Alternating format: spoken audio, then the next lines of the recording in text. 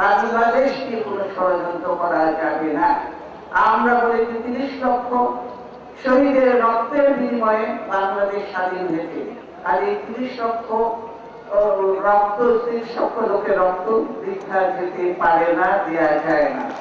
এখন যারা ক্ষমতায় আছে তারা আজীবন ক্ষমতায় থাকার জন্য সব ভুলে গেছে, শহীদের রক্ত ভুলে গেছে, মুক্তিযুদ্ধের কথাও ভুলে গেছে। এনারা এখন শুদ্ধ মুখে মুখে মুক্তিযুদ্ধের কথা বলে, আর আজীবন ক্ষমতায় থাকার জন্য এক দল করে তারা দেশকে তাবেদার বানিয়ে হলেও ক্ষমতায় থাকতে চায়।